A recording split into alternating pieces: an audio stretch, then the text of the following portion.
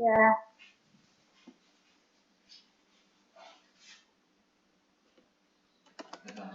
sudah.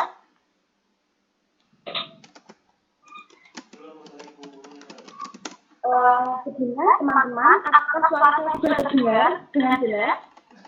Sudah. Sudah, Sudah. Pada hari ini pukul 13.43 kita akan mempresentasikan mata kuliah psikologi perkembangan anak dan remaja. Kami membawakan sebuah materi presentasi dengan judul Masa Anak-anak Akhir. Di kelompok 5 ini juga terdapat ada 4 anggota. Yang pertama ada Mbak Priska Wulandari, yang kedua Mbak Ulan Larasati, yang ketiga Mas Bima Bayu Laksono, dan saya sendiri Meja Hadindani Kartiri. Sebelum kelompok 5 membawakan materi pada hari ini, saya ingin mengucapkan minal aidin wal faizin, mohon maaf lahir dan batin ya teman-teman.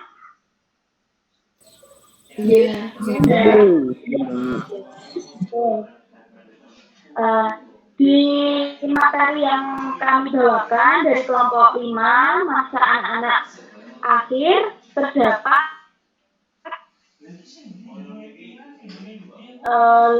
bagaimana perkembangan fisik dan motorik masa akhir anak-anak. Yang kedua, perkembangan kognitif. Yang ketiga, perkembangan emosi masa akhir anak-anak. Yang terakhir, kita akan membahas tentang perkembangan psikososial masa akhir anak-anak. Nah, tahap yang pertama yaitu adalah perkembangan fisik dan motorik masa akhir anak-anak. Masa akhir anak-anak merupakan periode pertumbuhan fisik yang lambat dan relatif seragam sampai mulai terjadi perubahan-perubahan pubertas. Kira-kira 2 tahun menjelang anak matang secara seksual. Ketika pertumbuhan berkembang pesat, karena itu periode ini sebagai disebut periode tenang seperti itu. Sebelum pertumbuhan yang cepat menjelang ke masa remaja atau masa dewasa gitu.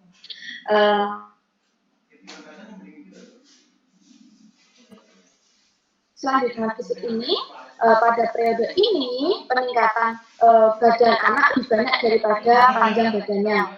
Peningkatan berat badan anak selama masa ini terjadi terutama karena bertambahnya ukuran sistem rangka dan otot serta ukuran pada saat langsung angsur bertambah dan gemuk.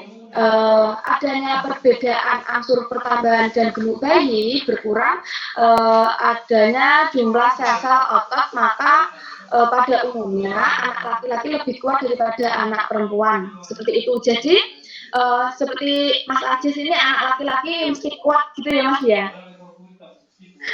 Oke. Selanjutnya kita akan membahas tentang perkembangan motorik.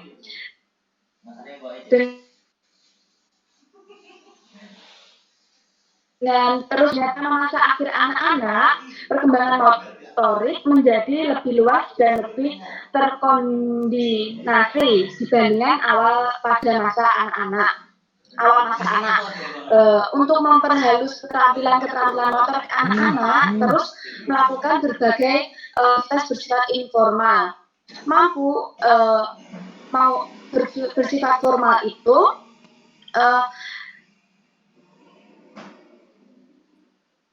yakni dapat memahami dan menaati peraturan suatu permainan yang diselenggarakan seperti itu.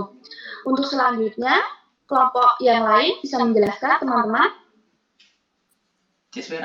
Selanjutnya saya akan menjelaskan tentang perkembangan kognitif. Menurut teori kognitif Piaget, pemikiran anak-anak usia sekolah dasar disebut pemikiran operasional konkret. Menurut Piaget dalam Desmina 2005, operasi adalah hubungan-hubungan logis di antara konsep-konsep atau skema-skema. Sedangkan operasi konkret adalah aktivitas mental yang difokuskan pada objek-objek dan peristiwa-peristiwa nyata atau konkret yang dapat diukur. Selanjutnya, menurut Piaget, anak-anak pada masa konkret operasional telah mampu menyadari konservasi, yaitu kemampuan anak untuk berhubungan dengan sejumlah aspek yang berbeda secara serentak. Menurut Desmita 2005, setelah mampu mengkonservasikan angka, maka anak bisa mengkonservasikan dimensi-dimensi lain seperti isi dan panjang. Kemampuan anak beroperasi mental dan kognitif ini memungkinkannya mengadakan hubungan yang lebih luas dengan dunianya. Selanjutnya, Mbak Mutu.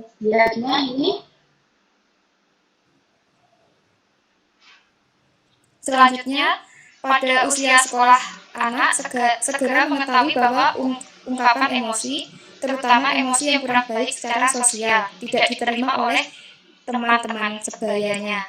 Anak belajar bahwa teman-teman menganggap ledakan amarah sebagai perilaku bayi, reaksi mundur karena takut dianggap pengecut, dan menyakiti hati orang lain karena cemburu dianggap kurang sportif. Oleh karena itu, anak mempunyai keinginan kuat untuk mengendalikan ekspresi emosinya. Pada akhir masa anak-anak, ada waktu di mana anak sering mengalami emosi yang hebat. Karena emosi cenderung kurang menyenangkan, maka dalam periode ini meningginya emosi menjadi periode ketidakseimbangan, yaitu saat di mana anak menjadi sulit dihadapi. Menurut Harlock tahun 1980, meningginya emosi pada akhir masa anak-anak dapat disebabkan karena keadaan fisik atau lingkungan. Ketika anak lelah atau sakit, ia cenderung cepat marah, rewel, dan umumnya sulit dihadapi. Namun demikian, pada umumnya, akhir masa anak-anak merupakan periode yang relatif tenang dan berlangsung selama mulainya masa puber.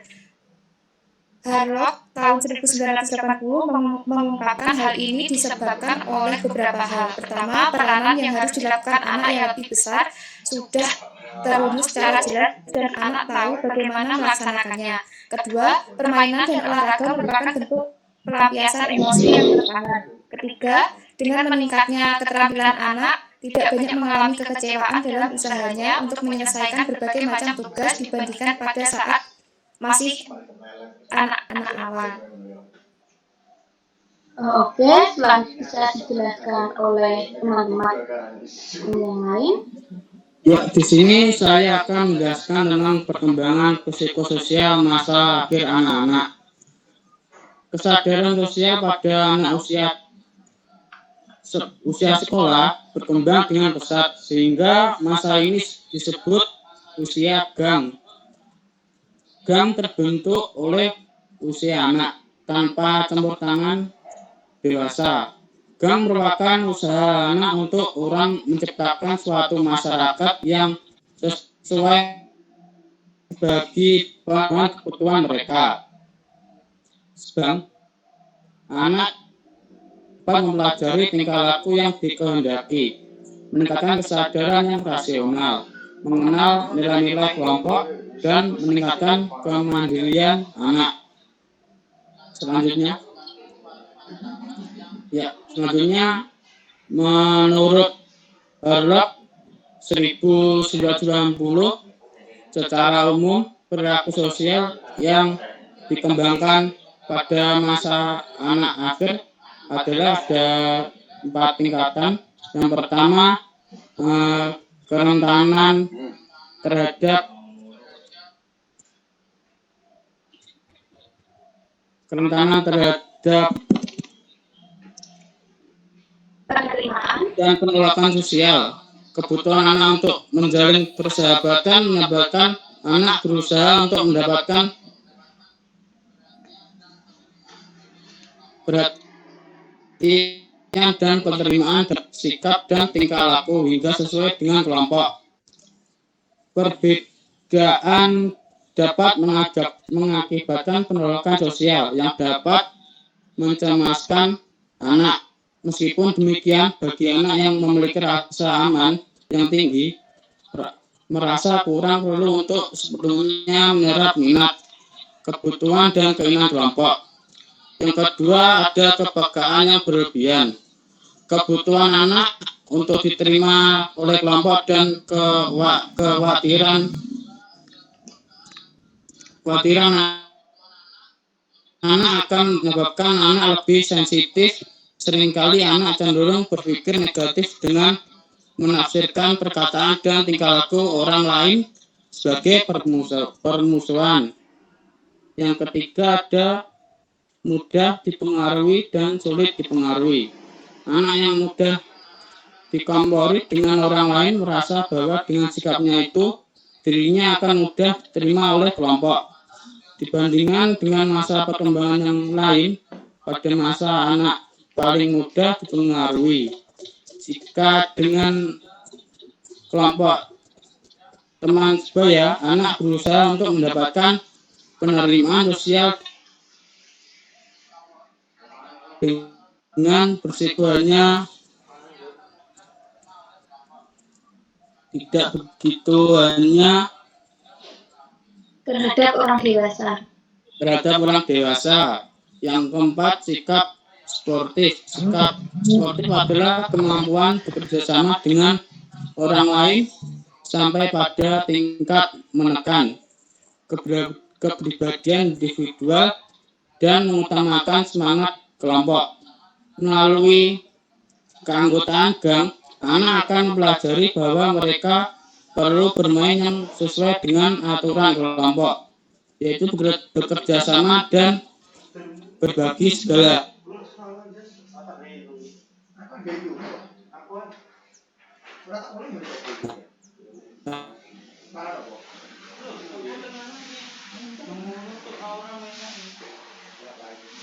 Baik, slide yang selanjutnya di sini ada tanggung jawab. Tanggung jawab adalah kesediaan memikul beban seseorang. Dasar pengembangan tanggung jawab adalah dari rumah di usia dini dan kemudian dikembangkan pada masa-masa perkembangan berikutnya. Yang kedua ada wawasan sosial. Wawasan sosial adalah kemampuan untuk memahami aspek yang ada dalam situasi tersebut. Untuk itu diperlukan empati, yaitu kemampuan untuk menempatkan diri sendiri dalam keadaan psikologis orang lain dan untuk melihat suatu situasi dari sudut pandang orang lain. Yang ketiga ada diskriminasi sosial. Diskriminasi sosial berarti kecenderungan untuk melakukan pembedaan di antara orang dan tanda atau isyarat tertentu. Pembedaan ini biasanya diiringi dengan perlakuan yang berbeda terhadap mereka, mulai dari sekedar mengetahui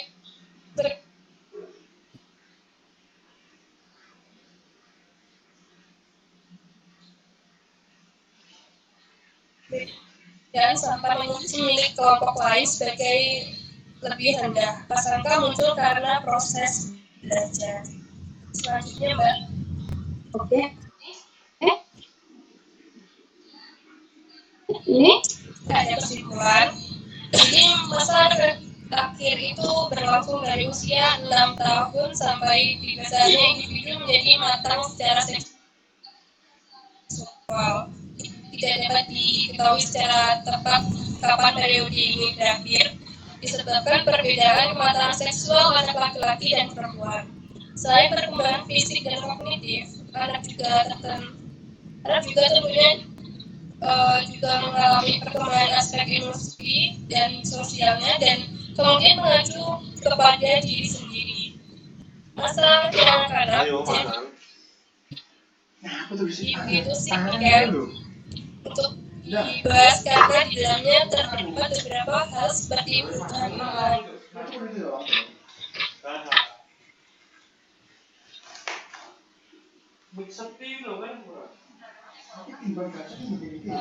Ingatan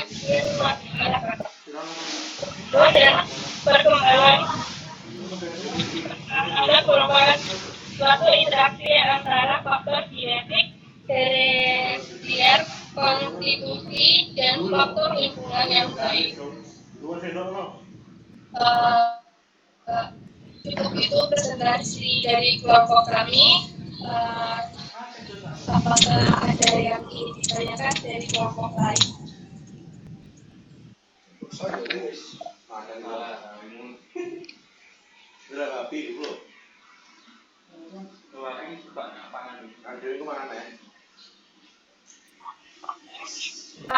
Halo, Ya, Ya, materi saya sudah. dari slide ke-7 itu ada usia geng. ya. Contoh dari Gimana, usia Mas? Contoh dari usia itu, G. ya dari usia geng. Oke, baik. Terima kasih atas pertanyaan yang telah diberikan Mas Reza. Selanjutnya kelompok 5 membuka sesi tanya jawab lagi, mungkin dari teman-teman dari kelompok 5 sampaikan ada yang kurang paham bisa ditanyakan. Monggo. Izin bertanya Mbak Maida. Siapa ini? Saya Akuin NIM 027. Oke, Mbak Akwin, silakan Mbak. Berikan contoh permainan apa saja yang dapat digunakan untuk melatih perkembangan fisik dan motorik pada masa anak-anak akhir. Terima kasih. Sama-sama. 2 pertanyaan sudah masuk di kelompok 5. Selanjutnya, bagi teman-teman yang ingin mau bertanya, Saya Mbak Maida. Ya, saya Natasha NIM 024. Mbak Natasha. Saya mau bertanya, bagaimana peran orang tua dalam pendidikan emosi pada anak-anak? Terima kasih. Sama-sama. Oke, 3 pertanyaan sudah masuk. Dari kelompok 5 membuka sesi tanya jawab 5 saja. Nah, ini sudah 3. Ada yang masuk lagi dari siapa ini tadi? Sebentar. Mbak Sari, Veronica. 4 pertanyaan, kurang 1 pertanyaan lagi. Monggo teman-teman. Bagi yang ingin bertanya. Saya mau tanya, Mbak. Mbak Liana ya ini. Halo?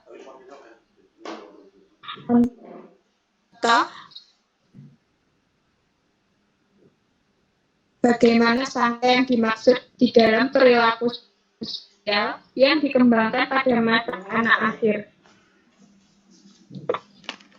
Saya ulangi ya Mbak Liana. Tadi pertanyaannya bagaimana prasangka yang terdapat di masa anak akhir gitu ya? Aku teko jadi bangun. Oke, Mbak Maida. Iki tempat ini. Oke. Kaget ini. Baik, untuk sesi tanya jawab sudah 5 pertanyaan yang masuk. Yo, Mungkin teman-teman yang Ilo. Record nan. Yo sama.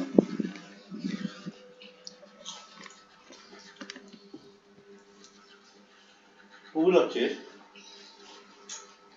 Nah lah. Mana? Bukan dari. Enggak, aku ya, Cis. Dari halo teman-teman. Tahu kok tak tambahi. Gigit. Amat gobes loh. Sinyalnya nggak. Bagaimana? Suara saya tidak masuk ya? Ada suaranya ada Mbak Maida. Jelas sekali.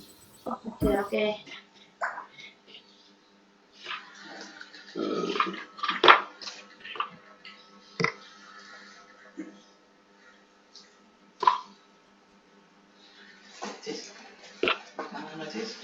Wes ora. Wes kadung karo awang aku karo pisan kok. Kurang aku sih wong. Percik itu panganan. Gak dian mani aku.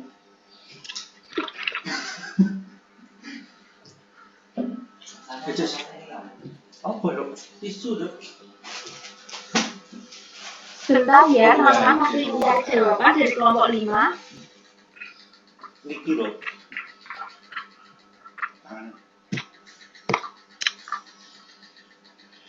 Ya udah rumah aja.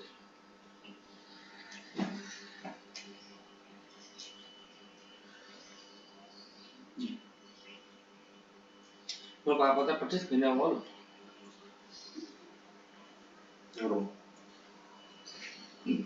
Terus juga di Ya Mbak Meda, saya mencoba menjawab dari pertanyaannya Mbak Sally. Oke, Mas Bima, silakan.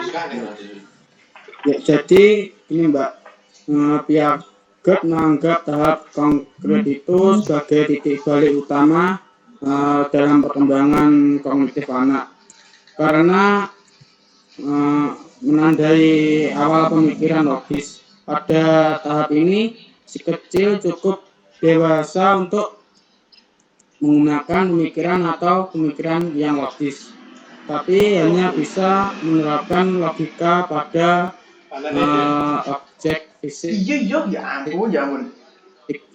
santai nih loh, Cek. Iya. Nah, nih. Dan anak itu setelah pulang sekolah dijemput orang tua, tetapi anak itu tidak meyakini bahwa itu orang tuanya dan menunggu kedatangan orang tuanya. Begitu Mbak, kalau menurut saya. Mungkin ada anggota yang lain bisa menambahi jawabannya. Bagaimana Mbak Sally sebelumnya? Ya, terima kasih Mas Bima karena sudah menjawab pertanyaan saya. Insya Allah saya sudah memahami. Oke, saya sedikit ingin menambahnya ya Mbak Sally. Apakah tidak boleh kan? Ya, baik silakan.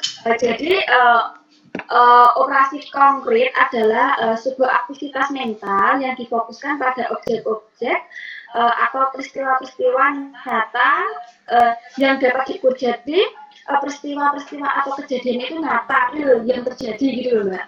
Nah, itu seperti anak mulai memperhatikan keadaan sekeliling rumah dengan objektif karena timbulnya keinginan untuk mengetahui kenyataan, keinginan dan mendorong untuk menyelidiki segala sesuatu yang ada di lingkungannya. Nah, jadi anak tersebut itu ingin mengetahui Mbak, bagaimana peristiwa-peristiwa yang konkret dan terjadi di lingkungan tersebut gitu. Bagaimana?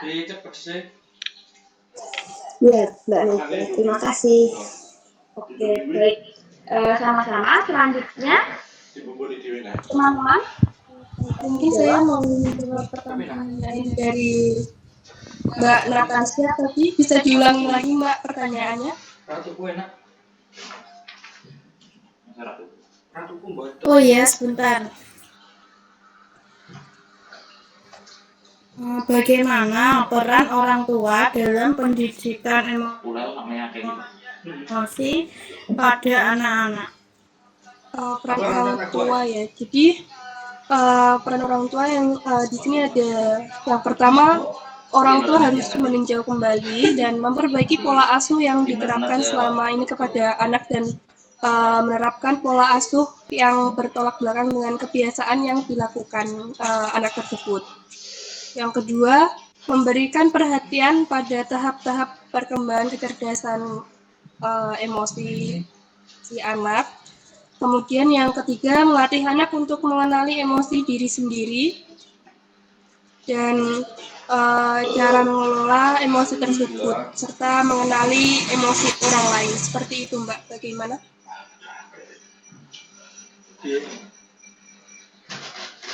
Mungkin dari teman kelompok ada yang mau menambahi.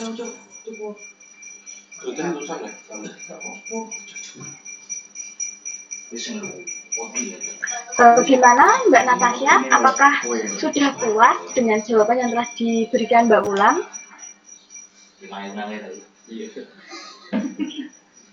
Itu boleh Pak Boy. Kira Romeo mana itu? Halo. Coba sih. Just udah nanti. Mbak Natasha, bagaimana?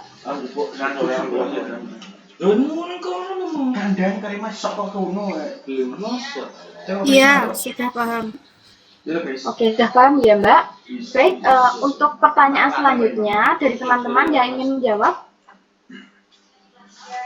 saya silahkan. Akan menjawab pertanyaan dari Mbak Akwim.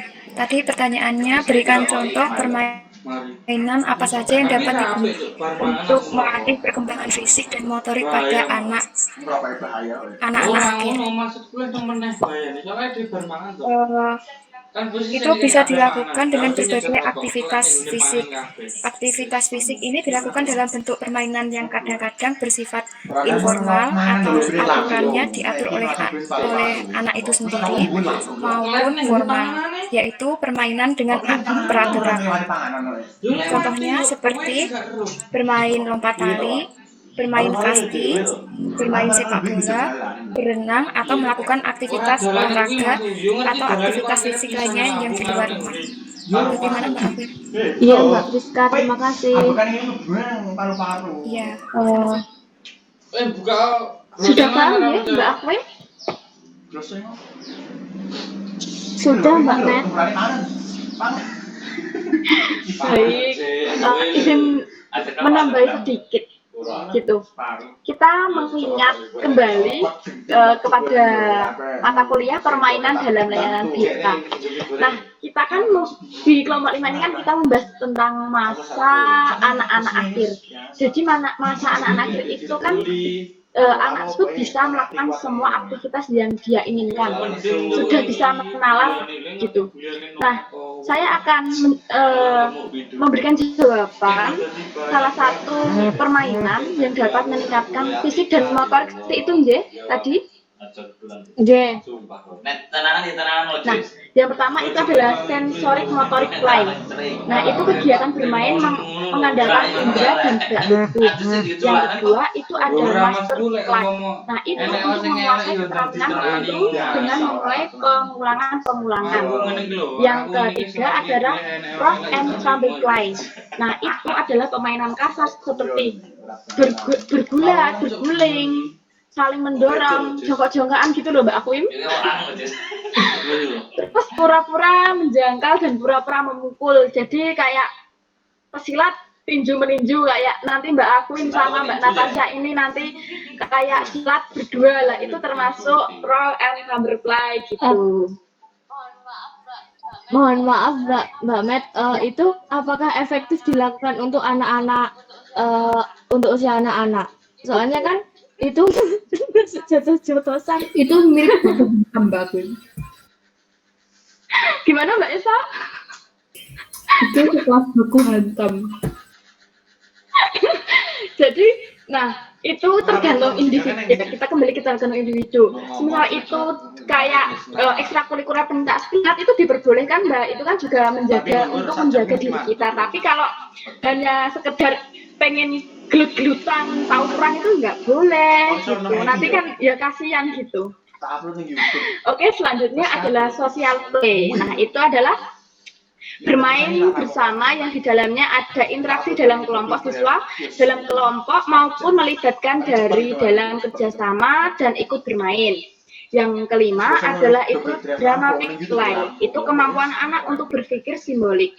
Seperti bermain ibu-ibuan, sekolah-sekolahan, dan main pasar-pasaran. Pasti dulu Mbak Akwim ini kalau kecil kan pernah kan bermain pasar-pasaran gitu. Nah, itu termasuk bermain dramatic play. Nah, lalu saya apa Mbak? Langsung ke mall, langsung main TikTok gitu Mbak. Ya. Oh gitu. Nah itu bisa Mbak Akwim ini belum melakukan permainan itu ya. Mbak Akwim bisa mengajak Mbak Esa, Mbak Natasha bermain pasar-pasaran, sekolah-sekolah itu bisa.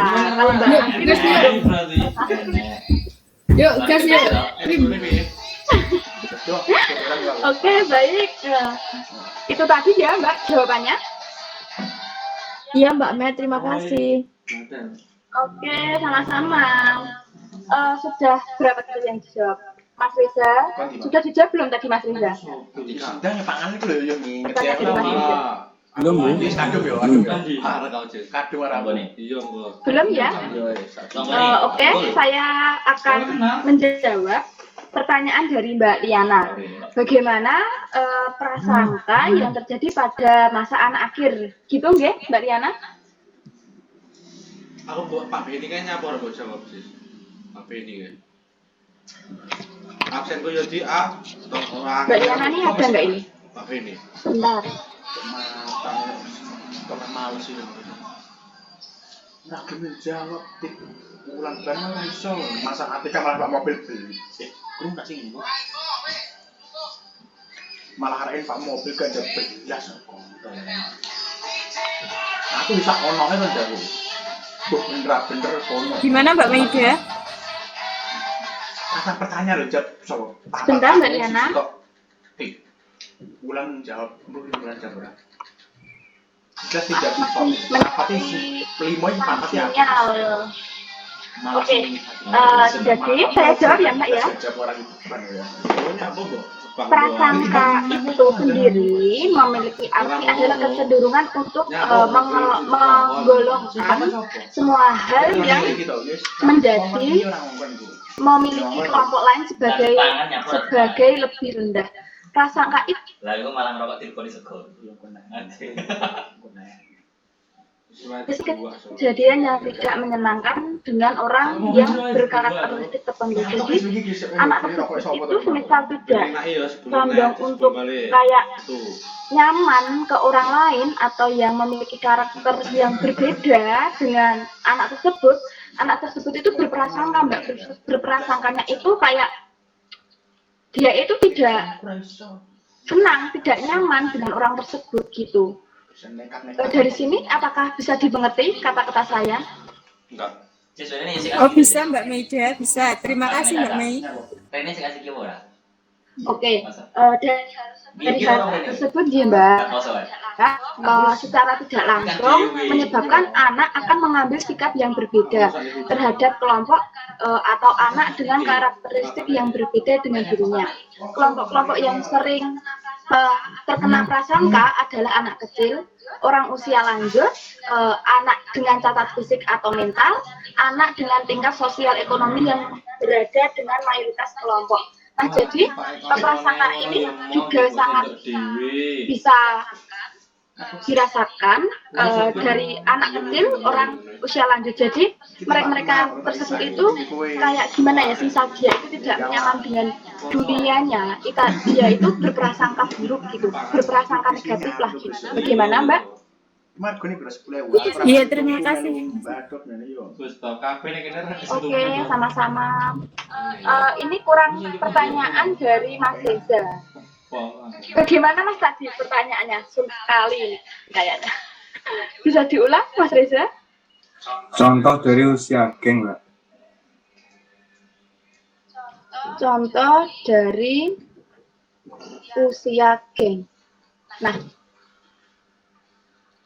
nanti teman-teman kelompok atau teman-teman kelas yang bisa membantu jawaban dari kelompok 5, besar harapan kami ya. Nanti minta tolong dibantu kalau dari kelompok 5 ini kurang memuaskan dalam menjawab pertanyaan dari Mas Reza.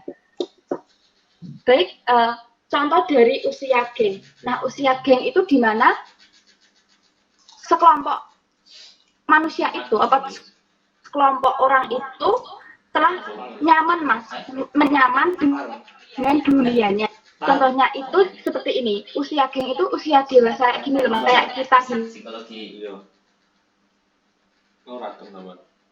Itu Mbak Natasha, Mbak Akwin. Nah, Mas Reza itu nyaman dengan mereka itu. Nah, jadi dari situlah terbentuk usia geng. Jadi gimana? Mas Reza itu di usia geng itu kayak gini Mas. Mas Reza itu mempunyai kayak tujuan saya itu kok nyaman sekali ya dengan Mbak Natasha, Mbak Esa, Mbak Akwin, Mbak gitu. Nah itu disebut dari usia geng. Jadi individu itu bisa nyaman dengan pilihan hatinya gitu. Bagaimana? Oh gitu ya. Mas Reza? Jadi intinya itu dengan usia kita yang sepantaran seperti ini, yang menghasilkan rasa kenyamanan. Iya nggak sepantaran. Ya, itu juga boleh. Ini kalau usia ini lebih gini Mas Reza itu. Saya orang kena digedengnya apa sih? Luar lainnya. Mas Reza sudah terbentuk suatu kelompok itu, nah itu yang disebut usia geng gitu. Kurang jelas Mbak Med karena suaranya putus-putus. Putus-putus. Terus kayak hubungan ya. Kok hubungan sih? Oke, bercanda. Jadi gini, usia geng itu adalah usia di mana kita itu sudah mendapatkan kecocokan dengan teman kita yang terbentuk dalam suatu geng. Gitu, Mas. Mas Reza punya geng? Tidak punya lah. Berarti tidak punya kan berarti Mas Reza ini belum memiliki rasa nyaman ya kepada teman-teman satu kelas atau teman-teman di luar kelas gitu. Ya, rasa nyaman sama masih punya. Oh iya. Nah, dari kata nyaman itu ya Mas, misal Mas Reza itu nyaman dan terus menjalin komunikasi dengan baik, itu akan terbentuk suatu geng gitu loh Mas. Paham boten? Paham Mbak Mit. Tapi yang biasanya buat nyaman itu ada. Aduh, enggak jadi. Oh. Izin Mbak Reza. Geng apa ya Mbak? Mbak Esa? Gimana Mbak Esa? Geng apa misalnya? Ini Mbak Esa apa Mbak Natasha ini yang? Iya. Nah, saya mau tahu contohnya itu geng apa ya? Oh maksudnya geng ini geng dalam contohnya tuh yang saya sebutkan tadi geng dalam pertemanan gitu loh Mbak. Kan ini kita membahas tentang usia anak akhir gitu. Jadi mereka itu sudah tahu yang baik mana, yang buruk mana gitu, yang tepat mana, yang kurang tepat mana gitu.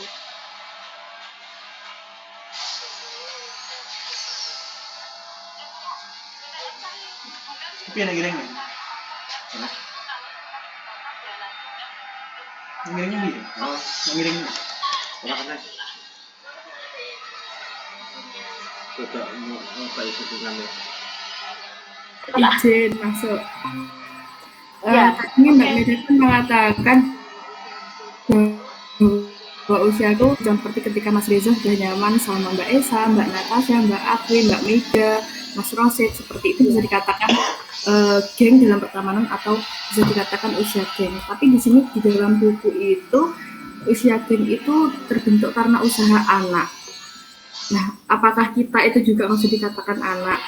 Sedangkan di dalam buku itu dikatakan bahwa itu pure murni usaha anak, tidak ada campur tangan orang dewasa. Karena memang anak-anak tersebut di usia geng itu mereka membutuhkan kenyamanan mereka sendiri tanpa peraturan-peraturan orang dewasa. Bagaimana Mbak menurut Prima? Oke, terima kasih. Menurut saya ya nanti teman-teman yang lain bisa berpendapat. Ini kan usia anak ya Mbak. Nah itu tadi kan kita tidak dikekang atau kita itu tidak dikasih peraturan lah. Kita tuh harus bermain dengan A, kita harus bermain dengan B, kita harus bermain dengan C. Nah dari situ individu tersebut itu bisa mengelola atau bisa menggambarkan atau bisa mengaspirasikan dirinya itu nyamannya itu dengan siapa gitu. Nah jadi usia anak ini kan biasanya labil ya Mbak. Saya milih teman ini. Nah, dari situ Mbak, misal anak itu bisa kayak nyaman dengan teman kita, nah itu bisa disebut usia geng gitu. Bagaimana teman-teman kelompok yang lain? Jadi gini, saya ingin menambahkan tentang usia geng, Mbak ya. Oke, siap Mas Riza, terima kasih. Silakan. Mbak Esa, gitu. Gini Mbak. Ketika Mbak Esa itu berkumpul dengan teman-teman yang baru dan Mbak Esa itu sudah merasa nyaman dan memiliki tujuan, itulah yang disebutkan dengan usia geng dari percakapan Mbak Maida tadi. Iya, saya paham. Tapi tadi kan Mbak Maida juga mengatakan bahwa usia geng itu juga bisa orang dewasa, seumuran kita dengan teman-teman kita. Padahal di buku kan itu untuk anak-anak gitu. Apakah itu juga berlaku untuk orang dewasa? Itu hanya pertanyaan saya. Ya kalau menurut saya sepertinya berlaku Mbak. Karena di usia kita yang seperti ini pasti akan mengalami pertemanan yang baru. Jadi bagaimana kita beradaptasi dan bagaimana kita memiliki rasa kenyamanan. Ya seperti itu Mbak Esa. Jadi kan kita berawal dari usia anak ke usia remaja. Nah dari tengah-tengah anak dan remaja ini kan sudah ada hubungan Mbak gitu. beda kalau anak masa bayi ke masa anak itu kan fasenya jauh, tapi kalau masa anak ke masa remaja itu kan kayak ada hubungan gitu loh Mbak. Oke, terima kasih. Oke Mbak Esa, terima kasih atas pertanyaannya, sangat bagus sekali. Bagaimana teman-teman yang lain, apakah ada yang ingin ditanyakan lagi? Semisal tidak, dari kelompok 5 akan mengakhiri presentasi pada hari ini dengan tema tadi adalah masa anak-anak akhir. Bagaimana? Baik. Cukup? Baik, kelompok 5. Baik, gimana? Cukup nggih? Baik, kelompok 5 akan menutup pada hari ini. Kurang lebihnya kami mohon maaf. Dalam penyampaian materi ini kurang paham, kami juga mohon maafnya sebesar-besarnya. Dan terima kasih untuk teman-teman yang sudah memberikan pertanyaan. Dari pertanyaan yang diberikan teman-teman bisa menambahkan ilmu dan wawasan bagi kelompok kami. Sekian presentasi dari kelompok 5, kurang lebihnya mohon maaf. Billahi taufiq wal hidayah. Wassalamualaikum warahmatullahi wabarakatuh. Terima kasih. Waalaikumsalam warahmatullahi wabarakatuh.